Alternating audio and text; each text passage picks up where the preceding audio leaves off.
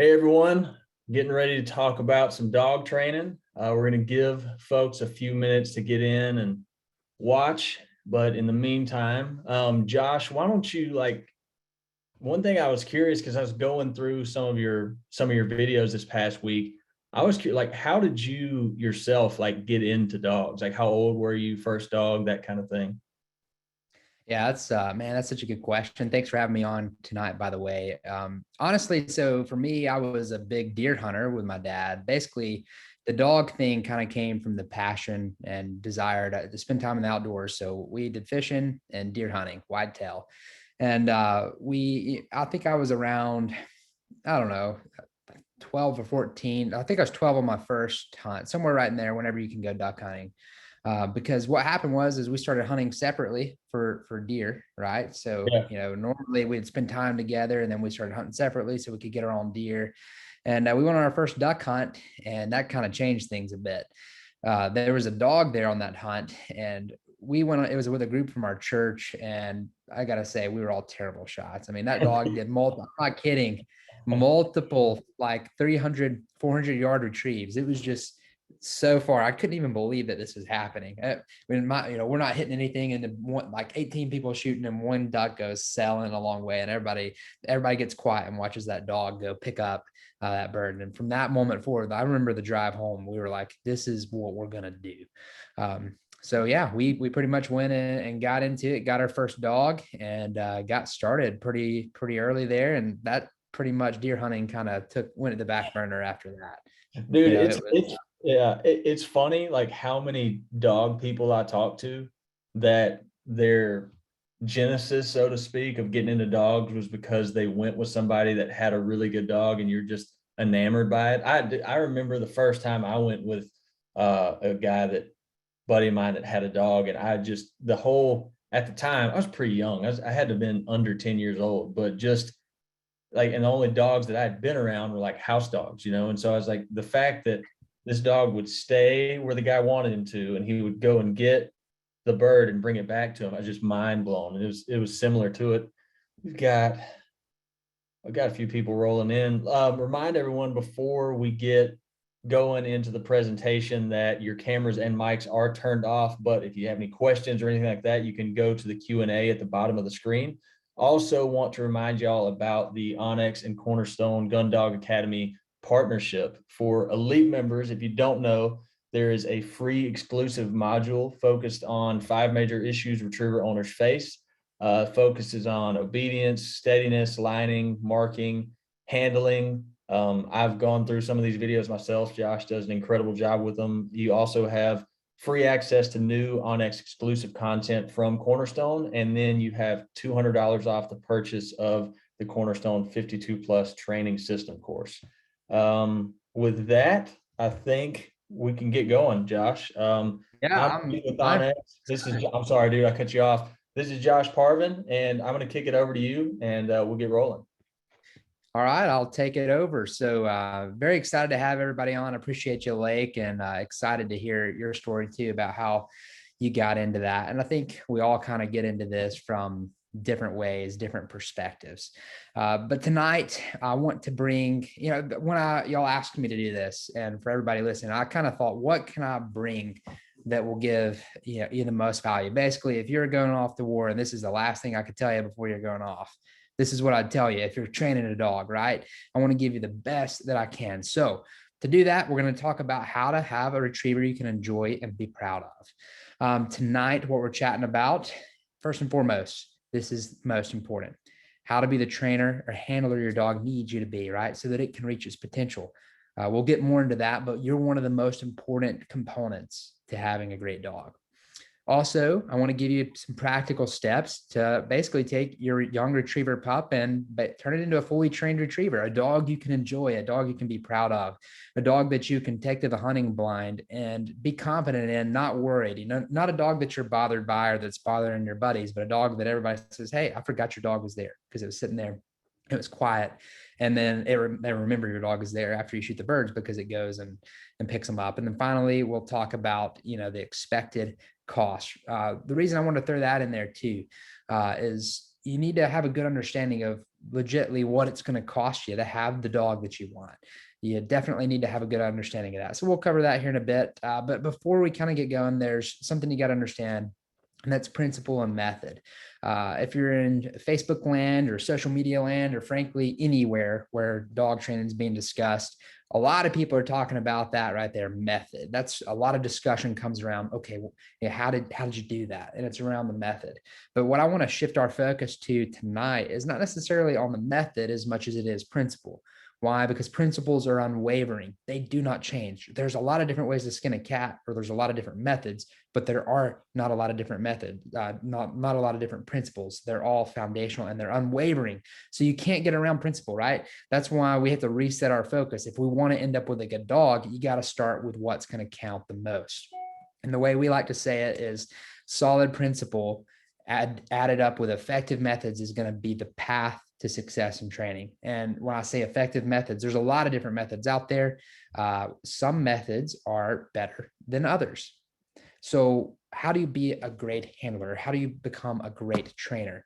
And again, I want to reset our focus. Instead of focusing like, okay, do step one, go train your dog, do this. I want to kind of shift our focus around to ourselves, because if we want our dog to end up where we want it to be, it's going to take a lot from us. We're going to have to make sure that we are prepared. We're in the right mindset. And this is whether you're sending your dog off to a pro, or this is even if you do it all yourself. First and foremost, so valuable. Learn to communicate to your dog how it needs to be communicated to.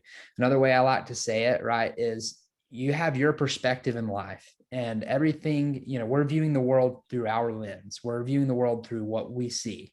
But if you want to be a good handler, if you want to be a good trainer, you have to be able to step aside from your perspective and try to gain understanding, which just takes thought, understanding of your dog, understanding what it needs, understanding how it perceives the world. Another thing that can help you with this is a lot of people get so caught up in performance. What I want you to be caught up in with your dog is relationship.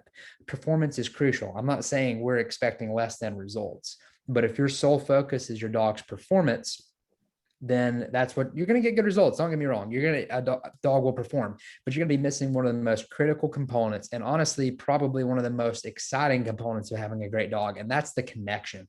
That's relationship. So if you shift your focus to relationship, what you'll find is that your performance actually increases. You get even better performance with that pup. And then finally, for you as a handler, progress over perfection. What does that mean? I talk to a lot of people, right? We have a lot of members. And what I have found is a lot of people get caught up in perfection. Okay, my dog's just not getting this right. If I could just do a couple more reps, we'll get this nailed down. And what I find is if you're caught up in that, you will find that you get stuck. You will be stuck on training for sometimes months. Certain things will just take you forever. Me personally, I like to focus on progress. And this is what I encourage you to do. Realize the game is won on a daily basis. When you're training your dog, it's not about the whole picture being completed today. It's about, did you make progress today? Remember, when you're out there training, forget the fact that you're not to a fully trained dog yet. Forget the fact that you're not to gunfire yet. Forget the fact that you're not to wherever in your mind you want to be, and focus on where you are today. And then try to move one step forward or two steps forward. Some days are great. You'll have big step days. Some days are not as good. The main thing though, is that every day you try to move in the right direction, at least just a little bit. Practically speaking, my idea of this is one word commands, right? When we're understanding our dog, and we're going to get a little bit into this kind of the science behind how your dog learns, which is so crucial. One word commands are crucial because the way your dog perceives the world is different than the way you perceive the world. If you think about it, they're incredible. The way God made these dogs, they are just so dynamic. They're so unique. They have such strong sense of smell. They have very good eyes, very good ears. And what does that mean? Well, they're on sensory overload. You've seen it before. You let your dog out, they're smelling everything, or maybe your dog chases after something. It's like an instinct. It's sensory overload. So if you want to cut through all the noise out there, and this is a good way to basically get your dog to listen to if it's, distracted, if it's, consistent performance from your retriever is going to come from this right here. One word, specific commands. A lot of people get caught up into talking to their dog like, hey buddy, come on over here. Let's go. My encouragement to you is don't talk to your dog like a human. Talk to your dog like a dog. And the way it needs to be talked to is here, place, go back, specific commands. That will literally, if you took that one tip right there, that could be a game changer. I know some of you are listening to this right now thinking, I got to change that. Look, we all struggle with that. So don't feel like you have to change it today. It takes time. Another thing to get an idea of is dogs learn by association a little bit differently than we do. It's not as simple as just saying, commanding your dog to do something. You have to teach them by association. The best way to teach that is by example here. Don't give a command if you can't back it up. What happens if your dog's running away or playing in the yard or whatever, chasing after something, and you say, here, and it doesn't come? You have actually taught your dog that here means to run away or do whatever it was doing. So it's important that you pair your commands, your words, and realize that they have power because you can choose when to use them. Pair your words with the action that your dog is doing that you want it to do. If your dog is not doing what you want it to do, you're better off not saying anything, because if they're not going to listen anyways, for whatever reason, don't waste your breath. Don't set yourself back. You're actually setting yourself back if you use your words loosely. So hold your words in high regard. Be careful with them. It'll make a huge difference. All right, so let's get to the science here. This will actually come into play when we get into this actual step-by-step, what we're going to go over here in a second. And this will be mind-blowing. At least this was for me for the first time I learned this. When I was getting into training and figuring things out, I was having some trouble with consistency for my dog. My dogs were crushing it in a lot of cases. And then other cases I would go, maybe I would go to a place, we would go to a trial or whatever we were doing in the British field trial world. We were running some stuff and then training with some buddies, and my dog didn't do as good. And I was like, man, that's not what I expected. Like I expected my dog to do better. And what I figured out is I was missing this component. That's the 4 stages of learning. For your dog to truly learn something, it has to go through 4 separate stages of learning. And the first one's acquisition. We all get this. Everybody gets this. This is when your dog acquires a behavior or gets the hang of it. They don't fully understand it. They're not perfect, but they do pretty good with it. And for a rule of thumb, it's around 75 successful reps to be considered in the acquired stage. At least that's what we've seen on average. Stage 2, this is where most people think, I've nailed it. That's the fluency stage, right? This is where your dog is very consistent. They're crushing it. One of the best ways to say this is you get to this point where your dog is doing great. Maybe your dog does great in training, but you go out on a hunt and your dog doesn't perform the same. Maybe it starts breaking a lot. Maybe it just doesn't perform like you're used to. Maybe it's loose. And that's because you're probably missing 2 of the rest. You're missing half the equation, right? You're missing the next 2 stages of learning. The third stage is generalization. That's where you generalize things you've taught, right? So if you've trained your dog and you take it to show it off to your buddies, you're all excited, and then it doesn't perform right, and you say, hold on, let me try it again, and then you finally get it to do it right. You're actually generalizing. You hear the saying, a dog will make you a liar. And well, that's not necessarily the case. You're just missing a piece of the puzzle. Make sure that you train through all 4 stages of learning. And generalization, all that is you're redoing stage 1 and 2 with different sights, sounds, variables. You are basically retraining your dog to perform in different areas. And let me explain why we're doing this. Why on earth do we have to do this? Dogs are a little different than the way we are. We can learn concepts and apply them in different settings, different scenarios. We can learn something and go apply it elsewhere. The dog, not so much. They are very place focused, or what we call place oriented. They're very in the moment. They are thinking about what they're doing right then. So if you train your dog in the backyard and it's perfect, then when you go to the front yard, it's probably not going to be as perfect. You'll see some regression. If you go to high distraction areas, you'll see a lot of regression. And that's because you have to teach your dog that it has to do the same consistent behavior or performance in lots of different settings. A good rule of thumb is probably 4 to 5 different variables, locations. And once you've done that, you're in the maintenance stage. That's where it gets fun, because you've got a dog that's consistent. This is what a lot of people stumble into this and don't even know this yet. Maybe you're a long-time trainer. This could be new to you, and you may be thinking this all makes sense now because it takes you a while. You finally stumble into it. You train for years and your dog finally is great everywhere you go. Well, if you were aware of these 4 stages of learning, you could actually kind of keep them in the back of your mind when you're training and realize, okay, I've done about 250 reps. My dog, it should be fluent by now. I need to now intentionally go generalize these skill sets in other locations with different sounds. Or if I'm going to go on a hunt, let me put it very practical. If you train and you have your training grounds, you practice for hunting, then you go on a hunt, be sure to prepare for what you're going to face on the hunt. Another example of this is Violet, my dog, who's in our 52 plus course. Her very first river hunt was actually on TV. We hunted with a grind waterfowl TV. And this was her very first river hunt. Now, she had hunted one time before this, one weekend before. And I was pretty confident, but going on the way up there, here's the deal. We had one day that we could go on a hunt. This was it. The grind had one day. We had one day we can make it work. And so there is no going back. There is no chance. It's either succeed or fail. And, that's a lot of pressure, but I was very confident because I was aware of the 4 stages of learning that, hey, I think we've got it. I feel like I've generalized my dog enough. I think she's ready. I've done a lot of practice hunting in a lot of different scenarios. I think we're good. Now, the kink that was thrown in there, I did not expect to hunt a river at all. So I had actually not trained a lot in rivers, but fortunately I had trained in enough different locations that when I went to the river, she was already in the maintenance stage and she performed well. I'm not going to say I wasn't sweating it because I'm sitting there thinking back, okay, how many times did I train enough? Did I do enough? Because we have one shot. So it's either going to, this is going to look really good or this is going to look really bad. People expect my dog to perform. That's an expectation. And in my mind, I'm thinking we're going to make it happen. And we did. It all worked out, but we put in the work ahead of time. We made it through all 4 stages of learning. So I say all that to say, if you make sure that you generalize your dog to enough things, you can expect your dog to perform consistently in different scenarios. And so that's one of the big keys to success. So that's yourself as a trainer. I think honestly, with the tips I just gave you, the thoughts I just gave you, you probably have enough knowledge now to be extremely dangerous. And you probably know more than a lot, or maybe even some pros out there. So keep that knowledge in the back of your mind. It's so valuable. It can be a game changer for you. Let's get practical. Phases of retriever training.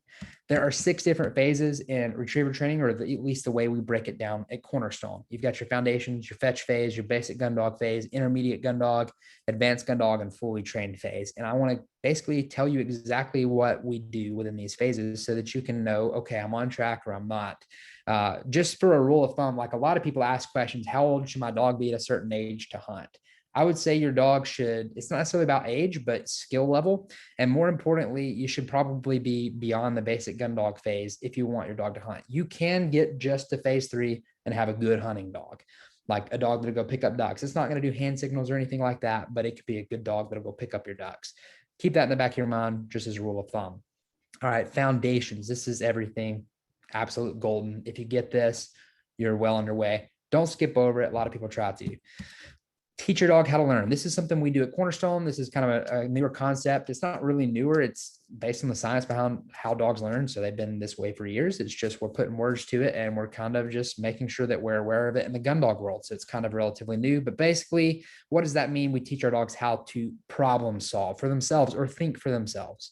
You're also going to work on building that trust relationship. This is where you start that trust relationship. All right, here's where you can take notes on this because this is the specific skills you need to teach. Place, sit, heel, recall, basic retrieving. That is the foundation. That's where it starts. Now, it's not just with your basic obedience. We actually like to take things a little bit further and work on intermediate obedience.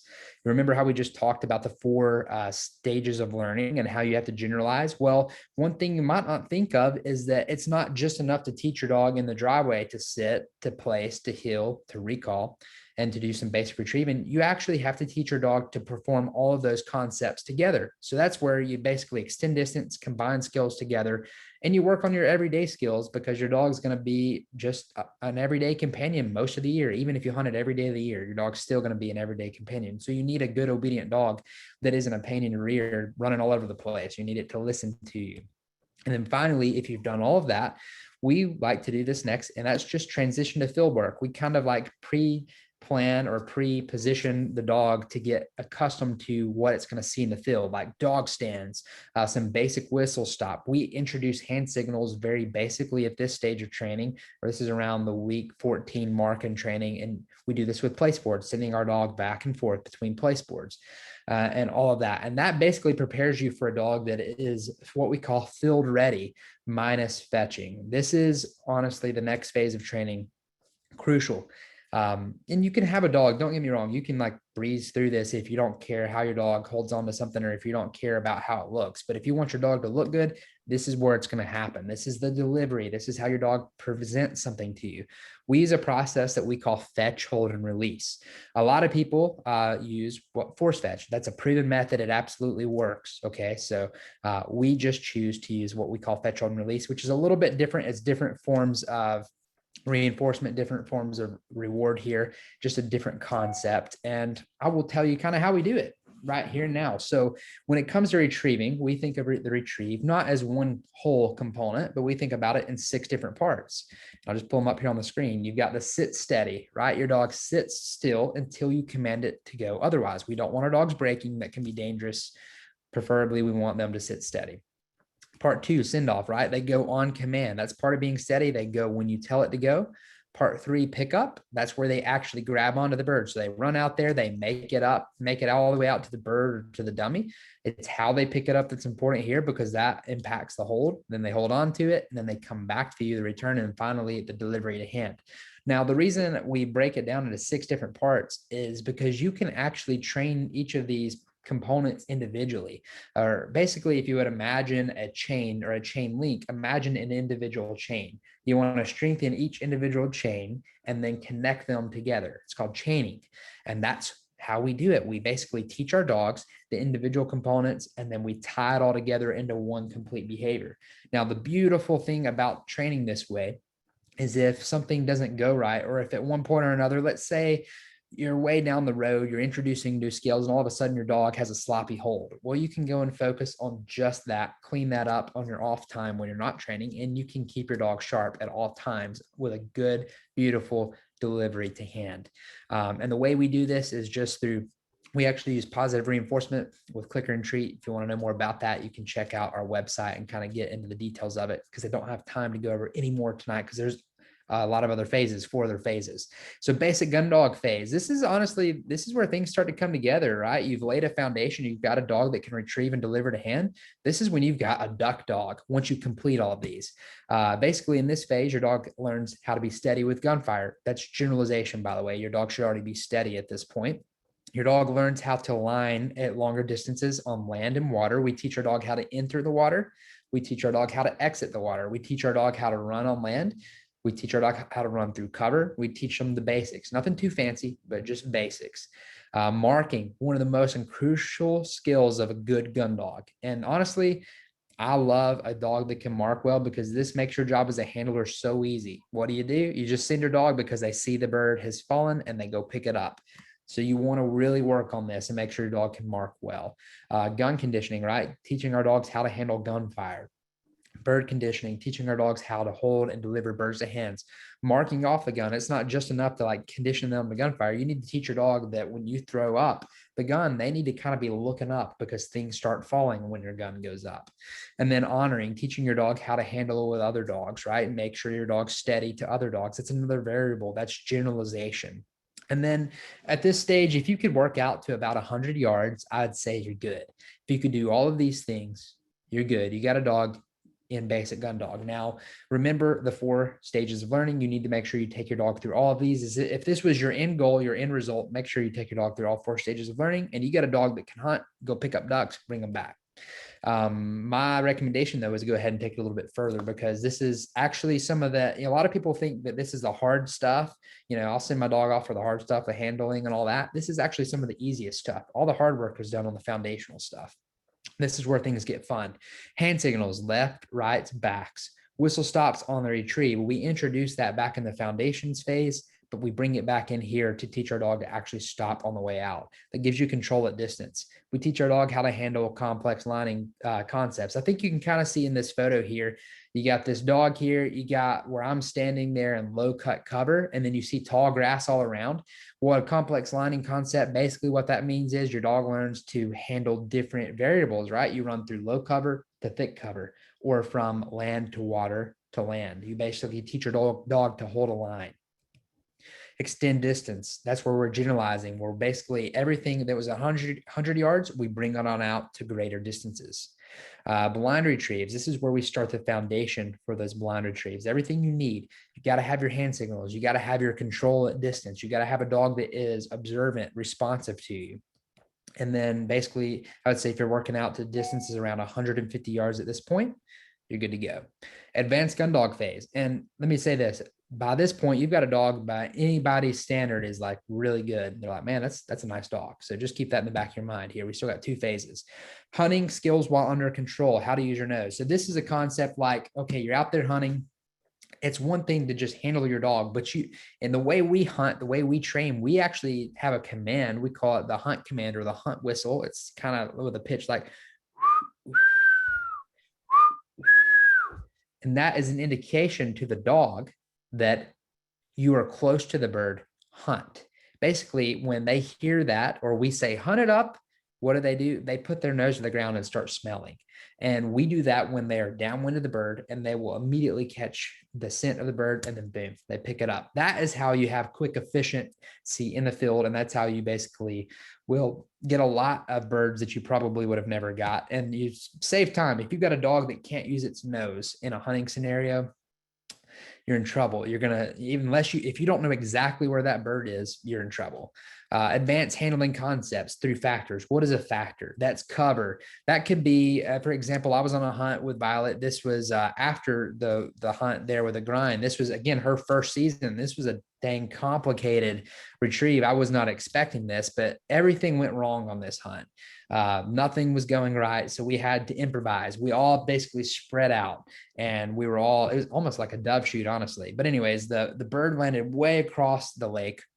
And I sent her on a cross, and she was going, but then there was like another decoy that had floated down. And so this was something that I had not trained for. This is an example where I had not done enough generalization, but a decoy had floated way over there. And so all the other decoys are there. So in her mind, she's thinking, there's the bird right there because it's by itself.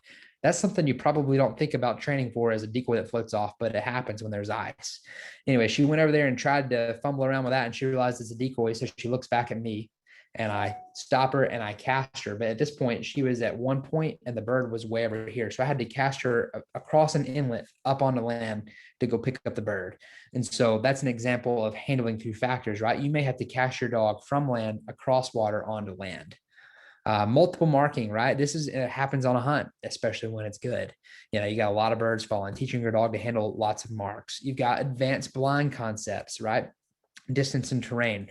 That's kind of what we just talked about. That was a half blind, half marked retrieve. She actually did not see it at all. She was looking over there when it fell because someone was shooting way down there. Someone was shooting there. So there's gunfire everywhere. It was just a chaotic situation. But basically teaching your dog how to handle lots of different scenarios with blind retrieves, how to be responsive despite distractions. This is crucial for hunting. You're out there hunting, you're shooting, your dog goes out, and then all of a sudden you get one come buzz straight over your blind. And that's a safe shot. Your dog's out there, you can shoot up there. You shoot the bird, but that's a distraction. So the dog, an inexperienced dog, will then run, especially if it sees a splash, leave what it's hunting and come pick up the other bird. And that's not what you want. You want your dog to focus on what it's doing and then come on back. Or if you need to stop your dog for one reason or another, even if there's a lot of chaos, say lots of distractions in the blind, or say you're out even with your family going on a walk. If you've got your dog, a lot of chaos going on and you need to recall your dog to you, it needs to come to you even despite distractions. And that's an obedience thing. And you should be working out to distances of around 200 yards at this point. Keep in mind, everything builds off of basic gun dog skills and previous to that. So you're working on lining concepts, you're working on marks. And let me just let you in on a little secret here. How do you do that? How do you work on advanced training? You do the fundamentals, you do simple stuff. It's not about doing multiple marks all the time, although you do prepare for it. You focus on individual components, kind of like we talked about with developing the retrieve. In our training at Cornerstone, phase 6 is awesome. This is fun. This is where we generalize, or we work through what we call real world scenarios where there's multiple concepts. You've got a blind retrieve, you've got a double mark, you've got diversions, you've got all kinds of chaos going on. And you teach your dog how to handle under composure with all of that excitement. And you also change the variables up. You've got water. You do this on land. You do it with water, land, water. You do it whatever you can train with. And that doesn't, you don't have to have some fancy training grounds to make this happen, right? You can do this pretty much anywhere that you can train. You just need to be creative and like have a vision. When you're going to train somewhere, look at your surroundings and treat it like it's a hunt. Don't, if you're in the city, we have tons of members that are in the city. They're very creative in what they do, and you can get a lot done. At this point, you're working out the distances of around 250 yards. This will take you a little bit of time to get to this stage where you've got a phase 6 fully trained retriever, but it can be done. For Violet, we did it within 2 years when we were filming it. That's a reasonable goal. We started her at 7 weeks, 2 years old. We were hunting her. You don't have to wait until then to hunt. Just depends on your specific dog. But on average, for the average Joe, it's going to take you around 2+ years to get that done. And again, phase 3 is where you can hunt. So you only have to hit phase 3 to hunt. Now, the reason I wanted to talk about this is there's a lot of different like ideas out there when it comes to understanding the cost of training a retriever, right? There's basically 2 routes. You can do it yourself or send it to a pro. And obviously I love the DIY route because we have a course that's designed for that. But the pro route, it could be a good route for you, just depending on your scenarios. Now for us, our first time, we kind of hit at it a bit earlier. So we went on that hunt and we were hooked. We wanted to get into hunting. This is like my first duck hunt. This is how we got into this. Well, we thought everybody sent their dog to a pro. And so that's what we did. We got our first dog because next is that hunt that we went on was in January, the last day of the season. So then, we're thinking about season for the next year. And so we got a dog, we sent it off to a pro. We're thinking, man, we're going to have a great dog. It's going to go do those long retrieves. And it didn't turn out that way. I think it was there for 5 months and it just didn't turn out that way. In fact, it actually went poorly. Now, that's not to say all pros are going to be that way because there's really great pros out there and that can do a great job. However, it's important that you have your expectations right. And I think some of that was due to our expectations. That is what led us to do this ourselves, though, and learn to do that. But on average, and for you out there that are curious about this, maybe you don't know, maybe you're thinking about sending your dog to a trainer. It's going to be about $800, right, per month. That's a good average number. You could get for less. You could probably spend a decent amount more, $1,300 to $1,500 for retriever training, depending on who you've got training your dog. Most programs have a 4 to 5 month minimum. Now, the reason I say expectations are so important is because it doesn't matter if a pro trains the dog or you train the dog. You remember how we talked about principle versus method earlier? You literally cannot escape the principle, meaning the 4 stages of learning come into play because they're principles of learning theory. You have to make sure your dog goes through all 4 stages of learning. Now, why is that so important?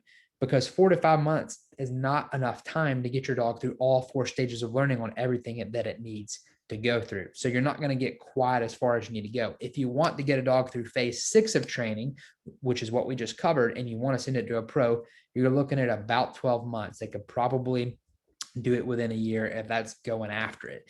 I prefer to train my dog myself and let it take a little bit more time.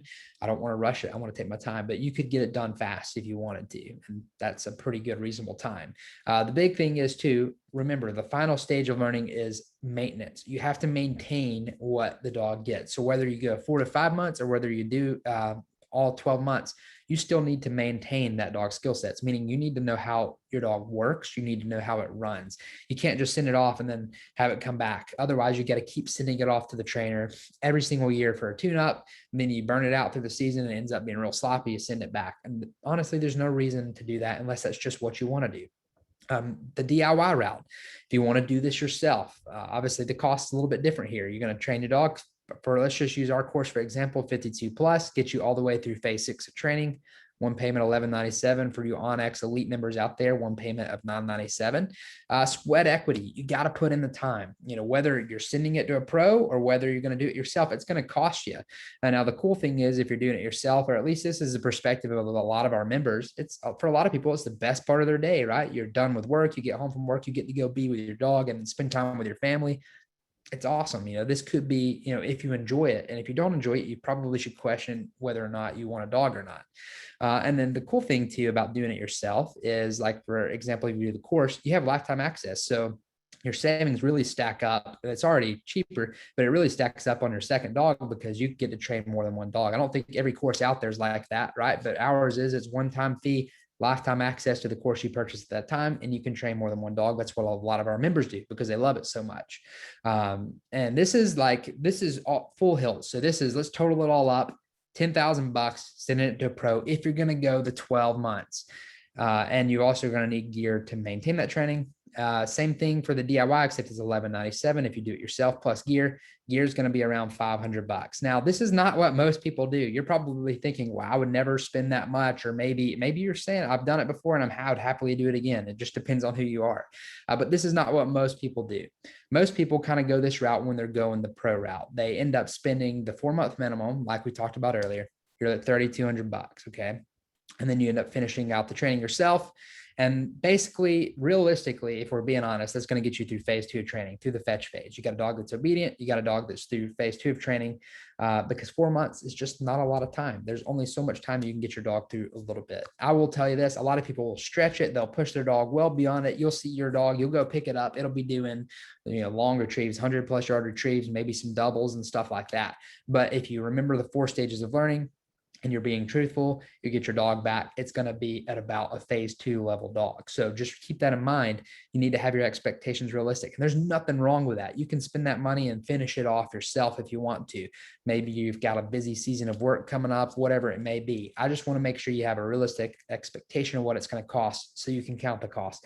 I've done some projects before that cost a whole lot more than I thought they were going to cost, and it wasn't fun realizing it was going to cost more. So just make sure you're aware of the cost. If you do this, my recommendation is go the Complete Gun Dog Academy route, and save yourself some time. So train your dog before you go to the trainer. Train your dog when you get it back from the trainer. For us, basically what that looks like, you send your dogs to the trainer about 6 months old. You have a few months there that you can do a lot of work with your dog and get it prepped. And basically that will allow you to accelerate your investment with the trainer. They'll be able to take it further. You pick your dog up. And the cool thing is you've been studying the training while your dog's the trainer. So you're not going into this blindly. Don't do that. Seriously, don't do that. A lot of people do. They send it to the trainer. They expect 4 months later, I got me a hunting dog. And they realize you pick it up. You learn so much in that one day that you're with the trainer and you think, oh my gosh, I don't know what to do. And we don't want you to end up there. So make sure you prepare yourself, you train yourself. Overall, that's kind of what it looks like if you're going the pro route, or you can do it the DIY route, 52+, do it all yourself, and you'll have the experience and the enjoyment of it. But here's the recap to everything we've kind of talked about tonight. Focus on yourself as a handler or trainer, right? It's crucial that you develop yourself. Whether you do it yourself or you send your dog to a pro, you still need to learn how your dog operates. You still need to learn how to actually train your dog. It's not just enough to run your dog. You actually have to understand it because it's a living creature. They're not like a robot. So things change, things happen. If you're out in the field and you're working on something, your dog doesn't do it right, and this is the first time you've ever seen that, and you think, I don't know what to do. Well, you don't need to be in that situation. You need to prepare yourself as a handler or trainer. So you think, okay, I know exactly what to do in this situation. Principle versus method. Don't forget it. It's fine to look at different methods. It's fine to basically look at different ways to do things, but just as long as you don't violate principle, you're good. And then finally, I would say this. If you're thinking about having a dog, it's awesome. I mean, it really turns your hunting experience into a year-round type of deal. Instead of it just being just the regular season, you can be thinking about this year-round, preparing for it year-round. So get a vision. It doesn't have to be, I want a tier 1 dog through phase 6 of training. Maybe you just want a basic gun dog that'll pick up your ducks and bring them back to you. And if that's what you want, don't settle for anything less than that. I do see, and it's unfortunate, and that's kind of what we're against. We don't want you to settle. Like if that's something you truly want, count the cost. And that's what I kind of wanted to do with you tonight, was help you count the cost. Count the cost, set a dream, make it happen. Don't quit till it happens. For those of you that may be asking what is 52+, maybe you like the idea of building that bond with the dog yourself, building the connection with it yourself, doing the training yourself. 52+ is a step-by-step course that we've developed that basically takes you through phase 1 through phase 6 of training. And in a nutshell, it helps you know where to start, what to do next, and then how to solve problems. And we do that by basically outlining everything day by day, week by week, and everything is laid out for you step by step. So straightforward, it will get you on the path to success. We do probably have a lot of questions here that I'm just going to answer some. We're actually about to open up for Q&A here in a second, but how much time does it actually take to train your dog yourself? Right? About, if we're being honest, well, the way we built 52 Plus was on a 4-day-a-week training regimen, what most people could probably do. And I'm going to say, let's just say it's an hour. It's really 30 minutes to an hour, but more than likely you're going to spend more time out there because it's fun and you enjoy it. So you're looking at about an hour. That's 4 hours a week. Now let's add some drive time and stuff in there. You're up to around 4 to 8 hours a week. So if you got that amount of time and you're willing to, dedicate and be consistent, you can make it happen. How much land or water do you need? This is a thing that a lot of people ask that are thinking about doing it themselves. The cool thing is for you guys that are on this call, look, this is onX, right? You have your app. You can use that to find places in your vicinity. It's incredible. It's a very great thing to use, a great tool and an asset. You've probably may have not even thought of it in this perspective before, but you can totally log in to your app and find places to train. We have members that live in the city. We have members that live out in the country, all over the place. And they basically find places that they think they can train. It doesn't take a whole lot. You don't have to have like some state-of-the-art training facility. I've trained dogs in football fields. I have trained dogs in baseball fields. I have trained dogs in parks. When we first started filming the 52 Plus, I had just got married. So my wife and I lived in an apartment and we trained at the local park. We did have our training grounds, but they were like an hour away. So only did that on the weekends. And during the week when we're working, I'll go to the park and get some stuff done. Another question we often get is, can I start with an older dog? And I would say absolutely. That's, these are some of the main questions we get. And the big thing is if you're starting with an older dog, just realize there could be some bad habits that are potentially already ingrained. Not a big deal. You can navigate them, but it will take you longer than if you're starting with a puppy. Before we get into the Q&A, I did want to say hey, thank you for coming tonight. Thank you for listening tonight. I hope you've got a lot out of it and I will stick around, answer some questions. But I wanted to come bearing gifts. So first of all, for you out there that already have dogs or thinking about getting dogs or getting a pup, we are going to do from now until Friday, July 15th, 25% off our training dummies at our gear store called retrievertrainingsupply.com. And the discount code is TRAIN25. We can leave that up for a second. So if you want to screenshot that so you've got the code, you can. Also, this is pretty exciting. We're going to give away one membership. We're going to do a drawing, one 52 Plus membership. So somebody on here is going to have the ability to follow that course and train their dog through phase 1 through phase 6, which is we're stoked about. I think we're going to get a link in the chat on that. Someone will be posting that up in a second. So finally, also onX, we're so thankful, is providing 10 hunt tees. There's also going to be a link in the chat for that. I saw the shirts. They're fantastic. You're definitely going to want to enter to get that. So there's a link in the chats. I appreciate having you on. And now I think we're ready for some Q&A. So maybe you got some specific questions about everything. Questions in the chat, enter it into the chat. So we'll be answering. Or the Q&A. One thing I definitely want to hit on, Josh, because we're having a lot of questions pop up about the 52 Plus. I just want to add in, a lot of folks don't need to forget about the elite membership deal. If you're an onX elite member, you get free exclusive module that's focused on 5 major issues that retriever owners face. You also get free access to new onX exclusive content from Cornerstone, and then you get $200 off that 52 Plus. There's a pile of questions to cover. One thing I want to go through, Josh, is as I anticipated, I think there's a lot of folks watching this that are on have young dogs or are very new to the training space, and so some foundational based questions. So if you could just touch on briefly, because I saw this pop up in the chat a lot. Folks were asking, you were using terms like place and recall and marks. Again, I know those are foundational, but if you could just kind of go real quick to that, like just very foundational terms, but folks were wondering what those were when you were talking about them. Yeah. So let's we'll pop it up on the screen here. So mark is basically retrieve that the dog sees, right? Mm-hmm. And a blind, those are fantastic questions. A retrieve the dog has not seen, right? So like in a hunting scenario, a duck falls 40 yards out, splash right in the decoys. The dog's looking straight at it. That's a marked retrieve. Mhm. In a hunting scenario, bird flies back behind the blind. Boom, your buddy shoots it off the end. The dog's looking out. I don't see it. That's a blind retrieve. So being able to distinguish between a blind retrieve and a marked retrieve is important. Place, what we call place, all that is the dog is basically sitting on a stand, whatever that may be. It's different for every hunt. We use different blinds depending, like a rig 'em right field bully. You've got your place board for your training. Place means go to your spot. In other words, place is your dog's place in the blind, or in the home, it's the dog bed. It's where your dog sits on place. So that's some of the very, very basics. Recall is here. That means come when called, right? So if you're in those basic terminologies, don't sweat it. You can still have a great dog, right? You think maybe some of the stuff I talked about was like a little overwhelming to you.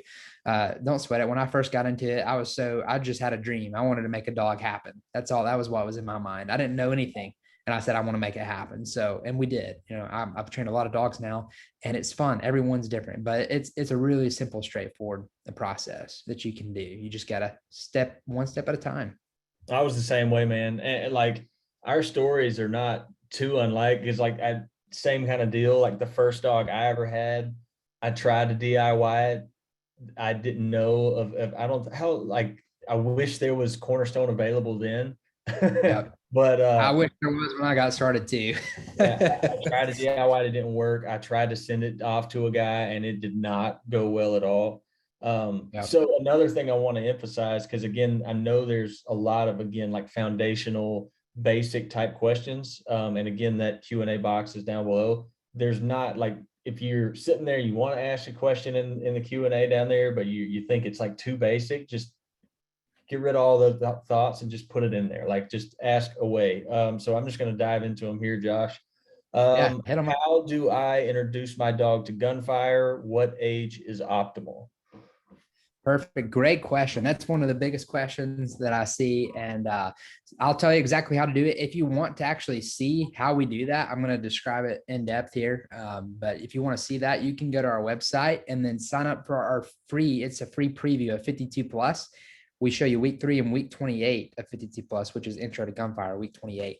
We show you exactly how to do that. But the key is you do it when your dog's ready, once you've laid the foundation. So I'm going to kind of reference the slides here. So foundations phase, fetch phase, you got to do those 2 phases. And in basic gun dog phase, this is where you intro to gunfire.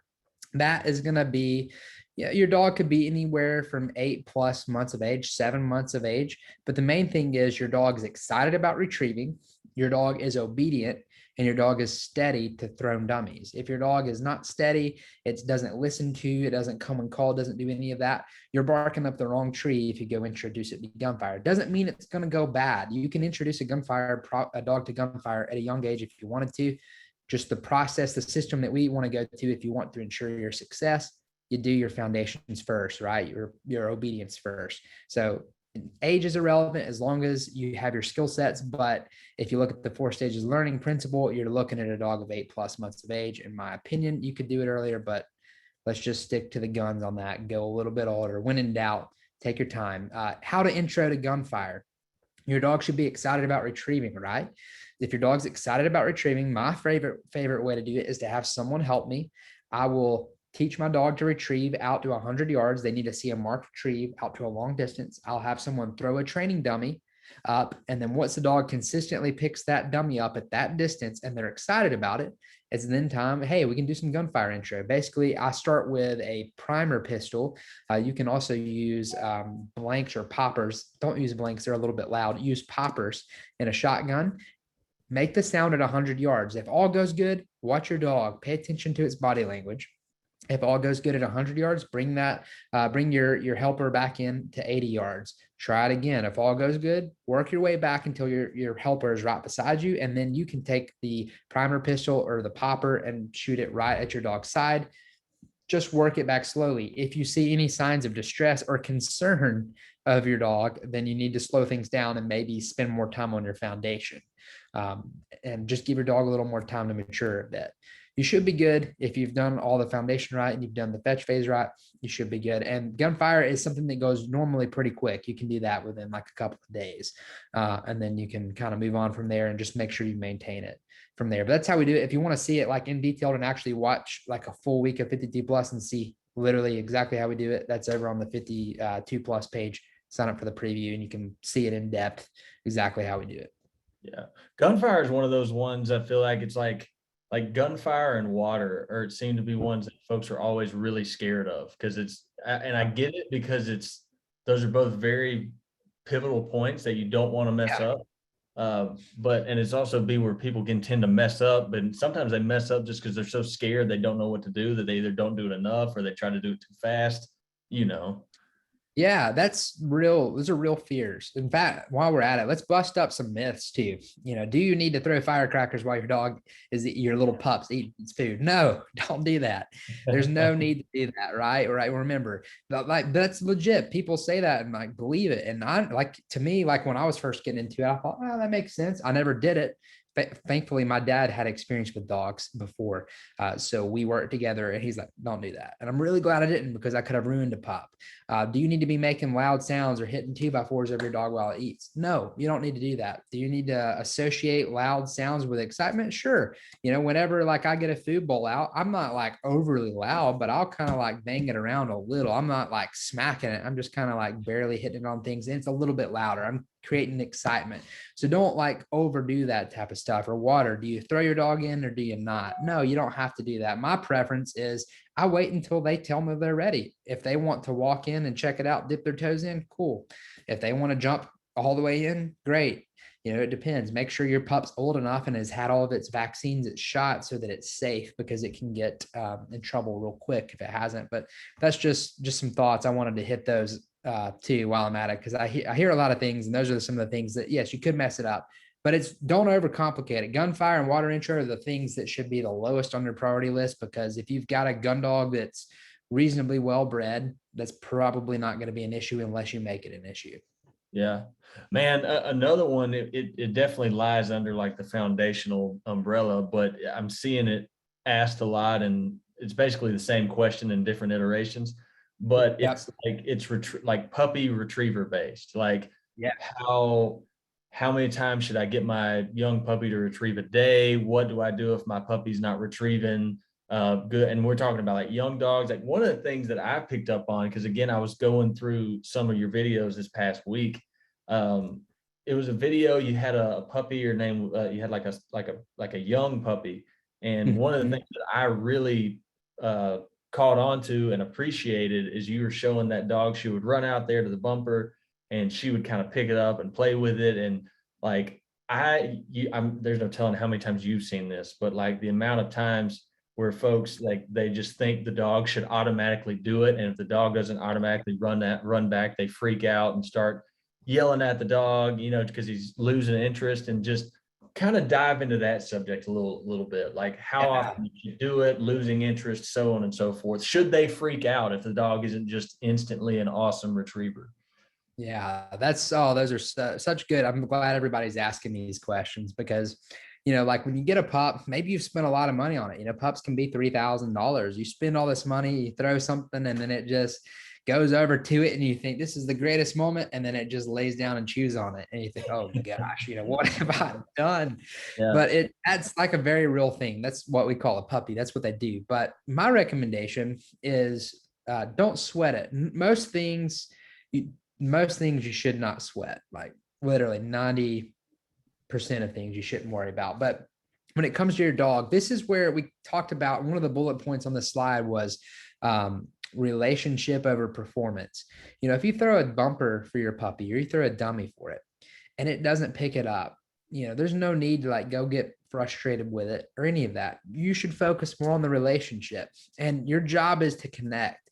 And I know it can sound counterintuitive, but it's just one of those things. You have to go with the flow, in another way to speak it. Like a dog it's not everything is black and white, but it's also gray, meaning it's not all going to be, nothing will probably happen like you expect it to happen. But as far as how often it goes to retrieve, if you retrieve and there's no excitement, no nothing, maybe your dog doesn't even run after it at all, What do we do? We wait a week, try again, and then try again. If you try again, what happens? You got a 9-week-old pup, you try again, wait. Don't worry about it. If you have, and I will say this is where buying a well-bred retriever will give you some peace of mind. You know what you're getting your hands on. If you don't have one that's well-bred, there could be some cause for concern, but that doesn't mean it. We see members that come all the time that even have dogs from shelters that actually have trained them to be successful retrievers. So it's not necessarily the most important thing, but for me, I don't want to have that concern in the back of my mind. So I just make sure I have well-bred dogs. I don't even think about it. Now, what do you do? How often should you retrieve with your pup? My thing is this. It's not necessarily a number, but it's 2 to 3 retrieves probably. But your goal is always leave them hungry. Always leave them hungry. Why? Because if you overdo the retrieves, what does that become? It just becomes a commodity. It becomes something that's like an everyday deal. You want retrieving to be a luxury. Retrieving should be equals luxury for the dog to begin with. Why? You want it to be something the dog is eager, it looks forward to. You want it to be the greatest part of its day. And what does that look like? You want to stop retrieving when your dog wishes you would do 2 or 3 more retrieves. You want, and I know it's hard to do it sometimes because they're looking up at you like, all right, I'm ready for the next one. But don't do it. Go back inside. And what your dog learns is that you're kind of in charge of that. And that teaches, I know we may have had a question at one point about how do I get my dog to be responsive to me? Well, that's partly how you do it because you're kind of in control. You're in charge. Your dog learns that good things come from you. And so that's my thoughts on it. The big thing is wait and leave them hungry and don't sweat it. It'll probably work out. Yeah, dude. I think you and I've told you a little bit about the first dog that I had. Like I could write if someone wanted to write a book on like things you don't do to have a good duck dog, they could study me and the first dog I ever tried. And it translated so well, but it was like so Nebo was a lab, first dog I ever had. And what you were just describing about like leaving him hungry, I did the opposite of that. Like when Bo was young, I would throw him a bumper, a tennis ball, whatever, as many times until he just finally quit. And it had the effect, man. I mean, like he lost interest. It was kind of lackluster. Whereas like transitioning into Knox, which Knox is a 4-year-old dog now, but when Knox was, a puppy to, below 6 months old, it was 2 to 3 retrieves a day. And it got to the point where when Knox saw that bumper, he was just shaken with excitement. That was just like, oh man, it built so much more excitement. One more question on this before we leave it completely, because someone sent this in kind of more specific. A guy has a dog, I think he's like 5 to 6 months old, he said, initially showed plenty of enthusiasm toward retrieving, but he says he's regressed, kind of tapered off. If you have any advice towards that you haven't mentioned already. Yeah, well, if it's 5 months old, it could be like a teething thing. I'm not saying that is, but if your dog's teething and it's trying to retrieve, like when it's biting onto something, I mean, their gums are sensitive. So maybe that's it. That's just a thought. Or maybe maybe you were doing too many retrieves and maybe it's not as important. If your dog's regressed, I wouldn't sweat it. I would probably just move forward with obedience training. You don't even have to retrieve with a retriever for a bit. If it's in them, right, if you got a good dog, it's going to be in them. So don't sweat it. Focus on building that connection, building obedience, building the foundation, right? Because it doesn't matter if you have the best retrieving puppy in the world. If you don't do phase 1, phase 2, phase 3, you're not going to have a hunting dog. You got to get through this first. This is step 1. Start with the foundation. Start with teaching place, sit, heel, recall, basic retrieving. That's a prime age right there, by the way, 5 months, 6 months to be working through all this type of stuff. Get all the foundation right, because that will essentially allow you something to build on that your dog will be able to pull back on later. So that's my thoughts. Initially, that's my thoughts. That's what I would say, just not knowing anything more about it. Right. Right. So this next question, different topic. What kind of feeding schedule do you think is best during hunting season? I guess more or less like if you're hunting the dog consistently, should you change your feeding schedule, so on and so forth? Yeah. So it depends on how consistent you're hunting. I mean, to me, I normally feed my dogs twice a day. A lot of people do once a day. I find that if I feed them twice a day, it kind of keeps them a little more chill. I have some pretty high drive dogs. So once a day, by the time feeding time comes around, they're pretty amped. So when I go to feed them, they're excited. But on a hunt, what I normally do, I don't sweat it. I just try to get it in when I can. I do not feed the dog before the hunt. So most of the time, like a hunting schedule is going to look like we get up early, 5 a.m., 4 a.m., whatever. We go hunt. We may sit out there all day. I don't sweat it. I'm not worried about missing a meal time. If we don't get back to the clubhouse or wherever I'm hunting, if we don't get back and I can feed them until 3 or 4, that's fine. I feed them. I don't really even worry about feeding them that much extra unless I'm, hunting beyond 3 days, which sometimes I do. If that's the case, then I'll feed them when I get back at like 3, and then I'll feed them at like 9 or 10 at night. As long as you've got enough hours for them to digest before you go out on the hunt, you're good to go. Yeah. What do you have, like, what's your specific reason for not feeding them prior to? Like in the morning at like 5 a.m., when you're getting ready? Because I've seen folks do that. Yeah, for me, and I've never had this happen to any of my dogs. I've heard of this happening, and this is my same with my watering. I'm very cautious of that when I'm working my dog's heart. But if I have heard that if you feed them and talk to the vets about it, that sometimes their stomachs can bloat and like Yeah. twist and turn and kill a dog. So I'm just pretty cautious about that. And thankfully, it's never happened to me. But I've also been like, hey, I'm not risking that. If it can happen, it can happen. And my dogs perform just as well without food as they do with the food. They're honestly, if we were going hunting, my dogs probably wouldn't want to eat. They would be thinking it's game time. We know what's up. Yeah. I Yeah. could not get sleep holding them to.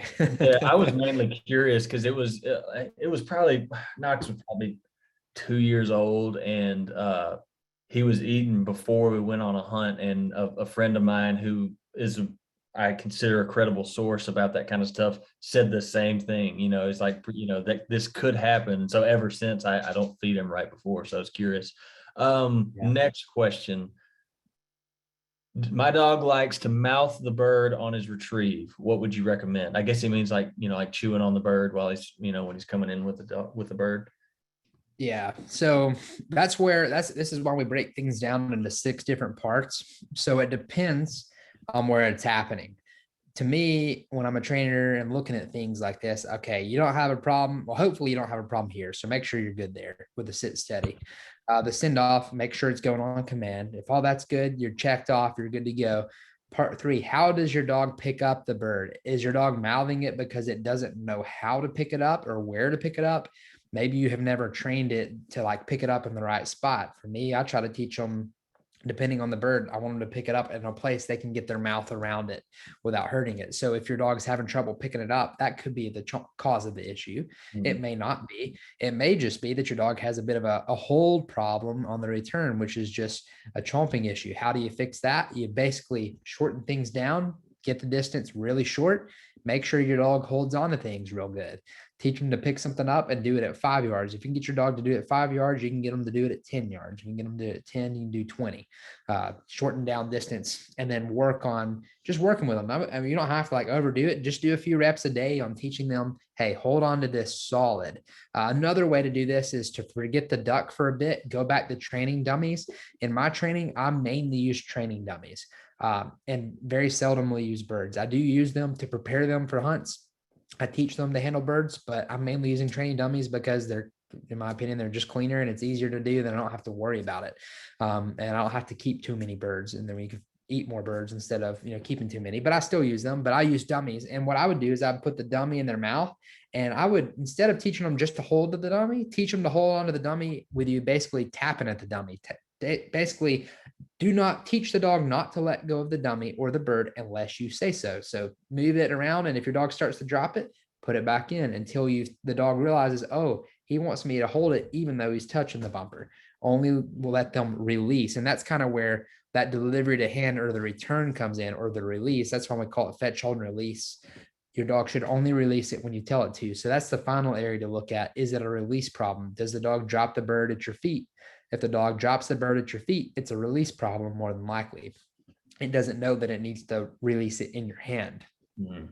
Gotcha. Any tips for beginning Any tips for beginning lead, like teaching heel with a lead? Yeah. So for teaching heel with a lead, first of all, like when you put the lead on, don't make your dog heel immediately. Let the dog kind of lead around a bit with a lead. You want the dog to like realize the lead's not a bad thing. You want the dog to enjoy that like understand the lead's a good thing. Another thing is treats, right? The way we use it, we use clicker and treat. The clicker is a marker, and when the dog hears that sound, it basically tells the dog that it's going to receive a reward. And why does that happen? Because the dog's doing what you want it to do. So if you're using that when your dog's in the proper heel position, click, then treat. If you're not using clicker and treats, good boy, good boy. If you're not using clicker and treats, though, my recommendation is use them. You're missing out on one of the greatest tools, which will also, when you teach place and you combine that with the clicker and treat, the process on how you do that, and you can see how we do that in our 52 plus free preview in week 3. It's teaching your dog how to learn a problem solve for itself. And you can literally see that on video and see what that looks like in the preview. But basically allowing yourself to use that tool will speed up the dog's ability to learn and will basically make things a lot smoother for you. That's my recommendation. Reward the dog for being in the heel position. What do you do if your dog isn't in the heel position or is pulling on the lead? Just be chill about it. Don't do much about it. Relax. Let the dog do what it wants to do. When the dog wanders into the heel position, what do? You reinforce it. So basically, fundamental training. If you want a behavior to increase, you reinforce it, right? So reinforce that behavior. How do you do that? Praise, reward. Those are some of the best ways to reinforce behavior. Right on. Good stuff. Next question. This is another water related one. Going to be fetching with water soon. Will I need to keep her on a leash for this? She swam before, but not in a fetching scenario. Well, I don't know. I mean, that's just a give or take there. I would try to find a spot to where the dog can't really come out anywhere than where you want it to come out. The only thing on the leash in the water is depending on the scenario. It could happen. Like I've left them on, but I like knew what was under the water. If there's a stick or something up under there, your dog's leash could get caught on that, and then you might have to go for a swim. So just keep that in your mind, depending on what the situation is. You could do it. Just be aware. I normally use our slip leads that don't have like anything to really catch on for those scenarios. But you don't have to. I mean, you could just see if your dog runs around with a bumper and doesn't come back. That's my question. If you're using a lead to keep your dog from running around, then you may need to do that and just do super short retrieves into the water until you get your dog coming back to you, and then you're good to go. Right on. Steadiness question. How do you get the dog to be steady to shot? Yeah. Yeah, steadiness. How do we get our dogs to be steady to shot? There, that is a case where the onX Elite module that is in Cornerstone is great. We give you like a lot of tips on steadiness right there. I'll give you some now. Just throwing that out there. If you're an onX Elite member and you haven't signed up for the free onX module that we give you, you can learn a lot there. But how do you get your dog to be steady? It all starts right here in foundations. Your dog needs to be obedient first for it to be steady.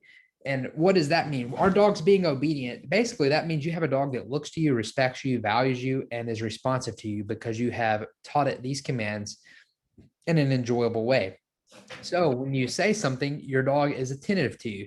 If your dog's not attentive to you, then you may have a breaking issue because your dog is focused on what's out front and not on you. So if your dog, let's say you have gunfire going off and your dog's all excited, it blows you off and doesn't listen to you, that means that obedience isn't really strong enough. But the best thing to do, let's say you're introing gunfire, always have a lead on that dog to begin with, right? When we're introing, we use a quick release tab. You can find those on retrievertrainingsupply.com as well. We use those, what we call the slip and marking lead, which allows us to make sure the dog remains steady before we send them. Now, me personally, when I'm teaching, if my dog even like lunges forward like that, I'm not sending the dog.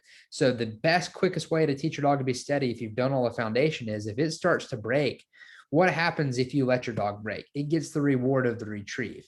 And that means the behavior that it just did, breaking, was reinforced. That's a no-no. We don't want that to happen. So what do? My opinion is you make your dog sit there and watch somebody else pick up the dummy, or you go pick up the dummy. Make your dog sit on place. I use a place board a lot of times when I'm doing stuff like this, and my dog will watch me walk all the way out there. I'll pick it up. I'll bring it all the way back. And then the next time the dog is more than likely going to be steady. It's thinking, okay, well, I realize I get the message here. I don't get to go if I don't sit steady. So that's just some ways that you can work on that. Just realize it takes, if you got a super high energy dog, lots of reps, lots of patience, lots of time, and don't give them an inch or they'll take a mile. That is a fact. Maybe 2 miles. Yeah, as many miles as their little legs will take them. That's how many. We'll take a few more here before we wrap up. All right, so we've kind of talked about this, but it's a little different. This guy, he has no problem with his dog retrieving and coming back, but when he gets back to him, he says when he's reaching down, the dog will kind of turn his head away, like he doesn't want to give the bumper back up. He's kind of a So my favorite thing to do, and that's a super good one. Two things. It's how, and you'll have to work this in. So I don't think this is going to work like immediately for you, but what I like to do instead of reaching, or I view this whole transaction as the dog is giving, I'm receiving. Don't view it as I'm taking. If you view it as that, the dog will feel that, right? So don't think, okay, I got to take the bumper from my dog. Think, okay, your perspective becomes the dog gives me the bumper, the dog gives me the bird. So what does that mean? Let me kind of put this down here. Instead of reaching like with your hand, what you want to do is receive, hold out your hand. But I like to basically play a game with my dog. So before I really get into much of that, and I teach them that my hand is a target. So basically I'll have them touch their nose to my hand. And every time they do, I give them a treat. And then I make it a really fun game. I start like pulling my hand away from them and they start like chasing my hand and like pushing their face into my hand. Why do I do that? Because I want my hand to be like a target so that when I am with the dog and the dog is coming back on a retrieve, they are looking for my hand. They're seeking it out. They're going to put their nose into my hand because it's a place of reward. And so I just kind of pull my hand out and the dogs actually will reach up and even put the bumper or the bird into my hand. And that's just the way I do it. It's like a fun game for them. So if your dog's having trouble with that, don't sweat it. What I would encourage you to do is take 1 to 2 weeks and play games with your dog. Get your dog to chase your hand.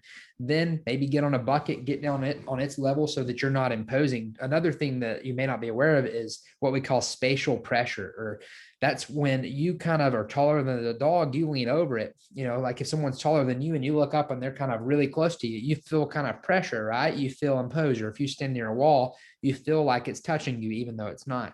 Same for the dog. Don't be reaching over it because you're applying spatial pressure.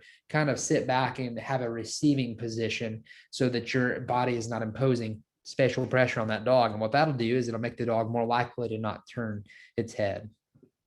No, man, I like that one. That's creative. We'll do one more, Josh, and then we'll wrap it up. All right. Great. This is a good one. How do you extend your dog's retrieve distances?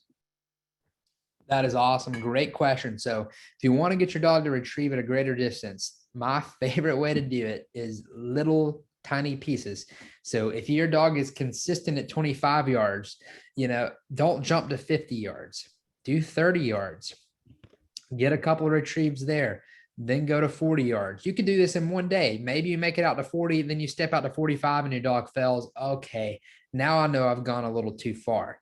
Stair step it out day by day, week by week, until you get to the desired distance that you want to go. Eventually, your dog will probably just keep running until you tell it to stop if you work out to 250 plus yards. But that's how I work on increasing distance. Same thing with marks. Don't just do a 150-yard mark if your dog's never done it.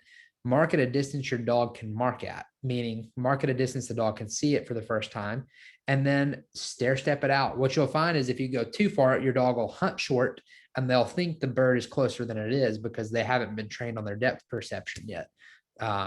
So you just got to slowly step it out. So your dog learns that, okay, 25 yards looks like this, 150 yards looks like this. And you just do it I do 5 to 10 yard increments is my extension on distances. Yeah. I loved ending on that question because like that, for me, like that falls in with ones that I see, like problems I see people having all the time. Like I had a buddy of mine, his dog, like if it was over 50 yards, it's like there was a wall there that you couldn't see, you wouldn't go past. And I see that so often. So I wanted to try to hit on all the ones that are, common problems that people face. Before we wrap this up, guys, if you came in late or if you're like, man, some of that stuff they hit on, I'd like to go back and listen to, don't distress. All of this complete masterclass, along with all the other ones, is available on the onX YouTube channel. Go to YouTube, type in onX Hunt, go to our channel. There's a playlist labeled onX Hunt Masterclasses. You can find this one along with all the previous ones in there. Be sure to check that out. Also, again, I know we've talked about this, but don't forget or sleep on the partnership that onX has with Cornerstone. A lot of good value there. Again, there's that free module, top 5 training mistakes, all that good stuff. And the giveaway, the link for the giveaway is in the chat. The winner will be contacted on Thursday. Josh, thank you, man. Thank you for your time. Thank you for sharing all this with us. This was good stuff. And the link for the giveaway is it's in the chat. Like, they just put it back in there. So everyone be sure to enter. Appreciate you all for hopping on tonight too. Thank you, Lake. Thank you, everybody. I hope you got a lot out of it. And yeah, big thing is just get out after it. Make progress one day at a time. That's all you got to do, little by little. Appreciate you guys. Yeah. Thank y'all. We'll catch y'all next time.